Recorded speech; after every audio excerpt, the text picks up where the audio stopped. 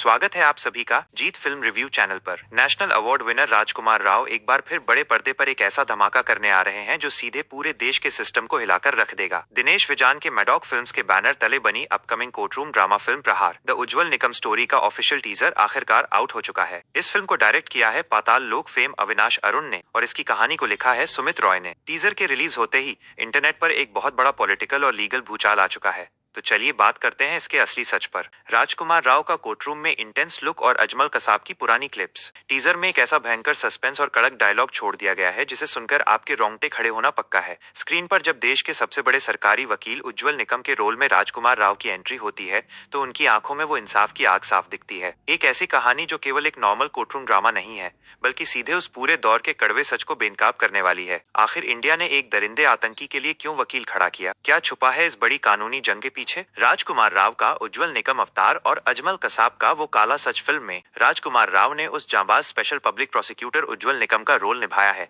जिसने 26/11 मुंबई हमलों के इकलौते जिंदा पकड़े गए खूंखार आतंकवादी अजमल कसाब को अदालत में घसीटकर फांसी के फंदे तक पहुंचाया था। पहली नजर में हो सकता है कि ये फिल्म आपको एक नॉर्मल कोर्टरूम ड्रामा लगे, पर सच बताऊं तो ये उससे कहीं ज्यादा पावरफुल और रोंगटे खड़े करने वाली होने वाली है। यह फिल्म उस दौर की राजनीति के लिए एक बड़ा नाइटमेयर साबित हो सकती है क्योंकि ये केवल एक सिंगल इंसिडेंट पर बात नहीं करेगी बल्कि उस पूरे दौर का सच सामने लेकर आएगी जिस दौर में यूपीए यानी कांग्रेस की सरकार देश की सत्ता पर बैठी थी। स्क्रीन पर वो दौर जितना याद आएगा सिस्टम की कमियां उतनी ही ज्यादा एक्सपोज होती जाएंगी। क्या यह सब हवा में हो रहा था? कसाब का वो पाकिस्तान कनेक्शन, ये बात कोई हवा में नहीं कही जा रही है भाई। 26/11 जैसा भयानक हमला कोई अचानक या मामूली बात नहीं थी। टीजर के हिडन डिटेल्स और रफ फैक्ट्स को देखें तो कसाब ने हमलों के बाद सबसे पहले पाकिस्तान से अपने लिए एक कानूनी वकील मांगा था, लेकिन भाई पाकिस्तान तो ठहरा पाकिस्तान, उसने कसाब को साफ मना कर दिया। इनफैक्ट पाकिस्तान ने तो कसाब को अपना नागरिक सिटीजन मानने से ही पूरी तरह इनकार कर दिया था क्योंकि भाई पाकिस्तान को अपने ही घर में पले बढ़े इस पालतू आतंकवादी को दुनिया के सामने पहचानने में थोड़ी सी शर्म आ रही थी। लेकिन असली तमाशा इसके बाद शुरू हुआ। इंडिया का कानून और सुप्रीम कोर्ट तक की वो लंबी कानूनी जंग पाकिस्तान के मना करने के बावजूद